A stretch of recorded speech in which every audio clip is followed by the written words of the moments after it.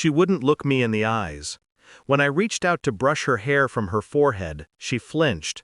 My niece, the one who used to giggle at shadows, who'd tug my sleeve just to show me her crooked drawings, now stared through me like I was glass. 3 days.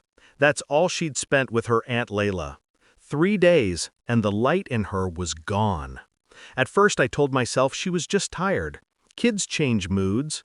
But then, she stopped eating, wouldn't speak. And when I tried to carry her to bed, she screamed so violently it shook something in me I didn't know could shake. So I took her to the doctor. He ran his tests, gently examined her, asked questions I didn't have answers to. Then he left the room, came back, and closed the door behind him. He didn't sit, didn't breathe, just looked at me and said, quietly, "Sir, you need to call the police." I don't remember the drive home, only the feeling, the kind that burns without flame, the kind that doesn't shout.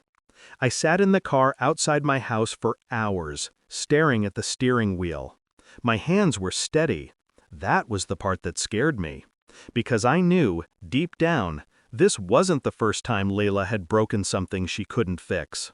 She was my sister once, not by blood, but by bond. My late brother's wife.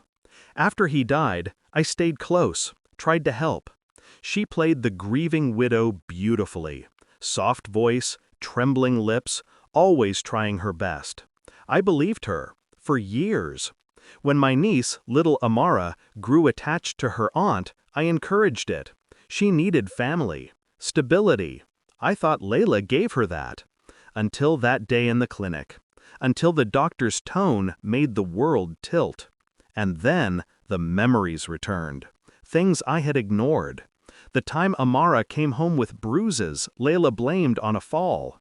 The hesitation in her voice when she said she didn't want to go there alone. The way Layla smiled, too wide, too rehearsed, when I'd pick her up early.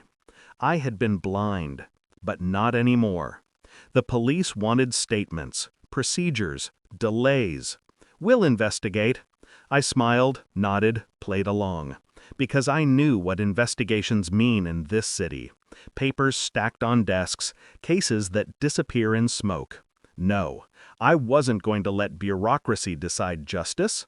I'd decide it myself. It started with patience. 2 weeks of silence. I didn't confront her, didn't visit, just watched.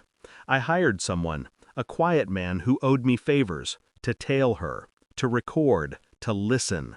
What he found made me sick. Layla wasn't grieving, she was gambling, selling jewelry she claimed to have lost, taking men home at night, and worse, there were recordings, videos of her mocking my brother's death. The rage didn't come like thunder, it came like frost, slow, creeping, certain. So I planned. First, I cut her off, quietly. Every account she used, every payment she relied on, gone. I'd handled much of my brother's estate, so it wasn't hard to redirect the money, to make it look like a technical freeze. Then I set up the leak. Anonymous tips to Child Protection Services, to her employer, to the school where she volunteered. All of it wrapped in documentation I built from the truth, pictures, bank statements, messages.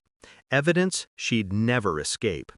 But that wasn't the real revenge. That was just the preparation. The real part came when I invited her to dinner. She arrived in a beige dress, pretending nothing had changed, smiling that careful, artificial smile. She looked around my house, noticing the absence of warmth, no laughter, no Amara's toys. "Where is she?" she asked, voice trembling slightly. "In safe hands," I said. "Somewhere you'll never touch." Her lips twitched. "You can't keep her away from me. I'm family." "Were," I corrected. I let her talk about forgiveness, misunderstanding, how kids make up stories. I just listened, calmly, too calmly. Then I slid a small envelope across the table. Inside were photographs, medical reports, and a USB drive. Her face drained of color. "These," I said, "are copies. Every agency in this city will have them by morning. I made sure of it." She tried to speak, but I leaned forward. "You took something from her," I said, softly, "something she'll never get back. So I took everything from you. Your name, your money, your lies. You'll watch your world collapse, slowly, beautifully, and you'll know it's me." Her mask cracked then. For the first time, I saw the monster beneath the makeup. Small, panicked, exposed. She tried to lunge for the envelope. I didn't move. "You think you can ruin me?" she hissed. "I already have," I said. The police came for her 2 days later. The news spread fast. Charity worker arrested on abuse charges. Her face was everywhere. I didn't watch the footage. I didn't need to. What mattered was the silence afterward, the kind that hummed with closure.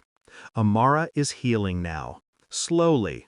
She's learning to smile again, though it's not the same smile. It never will be. But that's okay. Healing doesn't mean forgetting. Sometimes she asks where Aunt Layla went. I tell her the truth. She went away. And when she nods, content, I look out the window, at the world still turning, at the light finding its way back into her eyes, and I know I did what I had to. Because justice doesn't always wear a badge. Sometimes it wears patience. Sometimes it wears silence. And sometimes it looks like an uncle sitting in the dark, listening to the quiet between a child's breaths, knowing, finally, she's safe.